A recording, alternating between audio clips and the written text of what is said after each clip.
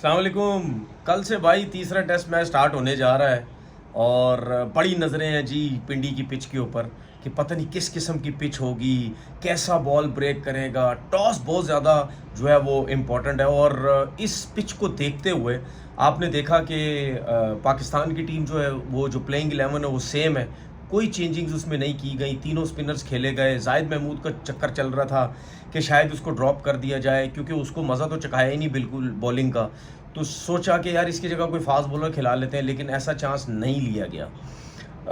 England की बात करते हैं तो उन्होंने भी 3 स्पिनर्स खिला दिए। रेयान अहमद को उन्होंने डाल दिया।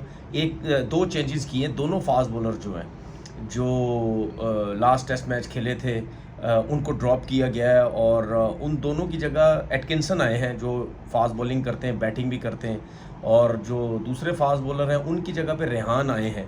तो ये 2 चेंजिंग्स हुई हैं, बाकी उनकी टीम जो है वो सेम टीम है। मुल्तान टेस्ट मैच के बाद जिस तरीके से पिंडी की पिच के ऊपर नज़रें थी पूरी दुनिया की, इंग्लिश जो है मीडिया उसकी, पाकिस्तान की मीडिया की, कि यार ये पता नहीं कैसी पिचेस बनेंगी, क्या होगा, बॉल ब्रेक होगा नहीं होगा। मैंने भी यही बात की कि ये पिच क्या मुल्तान वाली बनेगी। वो मैंने इस वजह से बात की क्योंकि मेरा सवाल ये था कि जो मुल्तान पे टेस्ट मैच हुआ वो सेम पिच के ऊपर हुआ। जब पहला मैच फ्रेश पिच पे हुआ था वहाँ पे बॉल इतना ब्रेक नहीं हुआ था। ये तो 5 दिन मैच होता रहा, स्पाइक्स के मार्च लगते रहे, विकेट टूटती रही, जिसकी वजह से बॉल ब्रेक हुआ सेकंड टेस्ट मैच में सेम पिच के ऊपर, जो कि पाकिस्तान ने एक एडवांटेज लिया। उनको टॉस भी हुआ तो उनको एडवांटेज एक मिल गया कि चलें यार अब जो है हमारे पास टेस्ट मैच जीतने का बहुत ज़्यादा मौका है। अब सवाल ये है कि क्या जो टीम कल टॉस जीतेगी उसको तो फ़ायदा होगा ज़रूर, लेकिन टॉस जीतने के बाद जो वो फ़ायदा हासिल करेंगे क्या उससे उनको फ़ायदा होगा, क्या बॉल ब्रेक होगा या नहीं होगा, ये अब देखना है। क्योंकि जो भी टीम जो है वो टॉस जीतेगी वो सबसे पहले जो है वो बैटिंग करने का फैसला करेगी, क्योंकि सेकंड उनकी बॉलिंग आएगी, थर्ड फिर उस टीम की बैटिंग आएगी, फिर चौथे पे जो है जिस टीम ने टॉस जीता होगा चौथे पे वो बॉलिंग करेगी चौथी इनिंग में।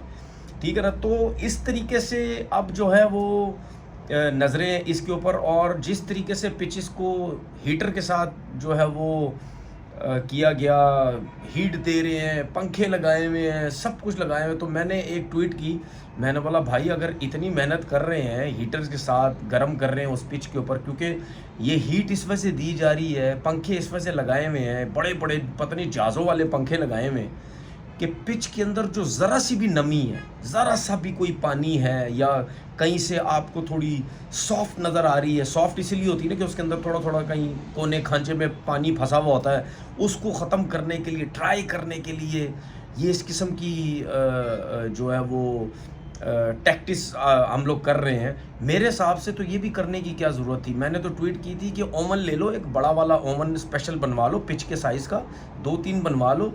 जब भी अब सीरीज़ होगी हमने यही काम करना है, तो उस ओवन के अंदर ही वो पिच बाहर से बनवाओ, जिस तरह ड्रॉप इन पिचेस नहीं बनती उसी तरह बाहर से पिच बनवाओ, उस ओवन के अंदर डाल दो, ला के पिच के मतलब ग्राउंड में डाल दो, बात ख़त्म हो गई। इतना कुछ करने की ज़रूरत ही नहीं है। ये भी अगर नहीं होता तो फिर 2-3 जहाज़ हेलीकॉप्टर ले लो, ठीक है, रोज़ हेलीकॉप्टर 2-2 3-3 घंटे चला के उस पिच के ऊपर छोड़ दो तो वो सूख जाएगा। खैर ये तो एक मैंने मजाक के तौर पे चीज़ की थी। तो नज़रें जो हैं वो कल टेस्ट मैच के ऊपर हैं। अगर ये तो मैं तो सिर्फ कल के हिसाब से बात कर रहा हूँ ना, बाकी आगे चल के देखते हैं कि बॉल कल ही ब्रेक होता है या 2 या तीसरे दिन जाके होता है। जब भी होता है फिर उस पर डिस्कस करेंगे। लेकिन जो भी टीम टॉस जीतेगी वो 100% पहले बैटिंग करेगी, ठीक है। अच्छा, उसके बाद कल का दिन जो भी टीम बैटिंग करती, क्या बॉल ब्रेक होगा कल? अगर मिसाल के तौर पर इंग्लैंड अगर टॉस जीत जाता है तो इंग्लैंड तो करेगा बैटिंग, और अगर बॉल ब्रेक नहीं हुआ तो फिर क्या होगा, ठीक है। और मतलब यानी बेन स्टोक्स से जिस तरीके से सवालात भी किए गए प्रेस कॉन्फ्रेंस के अंदर कि अगर पहले टेस्ट मैच में आपने 800 प्लस रन किए थे, अगर यहाँ भी आपकी पहली बैटिंग या ब्रेक नहीं होता तो आप करेंगे। तो सवाल तो सही था कि इसका मतलब ये है कि फिर इंग्लैंड तो वैसे ही खेलेगा, तो क्या पाकिस्तान के ऊपर प्रेशर आ सकता है?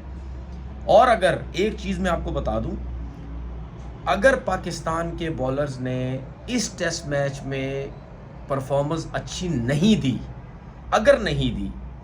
अगर बॉल ब्रेक नहीं हुआ और अगर उन्होंने परफॉर्मेंसेस नहीं दी, ये मैं इस वजह से कह रहा हूँ क्योंकि टेस्ट मैच कल से स्टार्ट होना और मैं एक आइडिया लगा रहा हूँ कि यार अगर नहीं हुआ तो इसका मतलब ये है कि क्या पाकिस्तान के बॉलर्स में क्वालिटी है इतनी कि बॉल ब्रेक नहीं भी हो रहा था तो उन्होंने आउट कर दिए, या वो फिर सेकंड टेस्ट मैच में बॉल बहुत ही एक्स्ट्राऑर्डिनरी ब्रेक हो रहा था जिसकी वजह से ये परफॉर्म कर रहे हैं।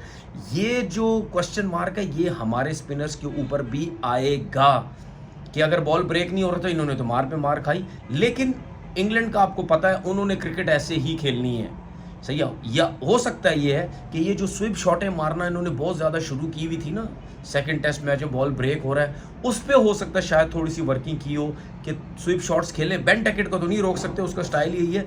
बाकी जो प्लेयर्स हैं स्विप शॉट उल्टे सीधे मार रहे थे, हो सकता है वो थोड़ा सा सीधे बल्ले से खेलना शुरू कर दें कि भाई इस तरीके से भी खेल के देखते हैं, इस तरीके से हम टैकल कर पा रहे हैं नहीं कर पा रहे। बीच में थोड़े बहुत स्विप शॉट मारे फिर थोड़ा सीधा हो गए।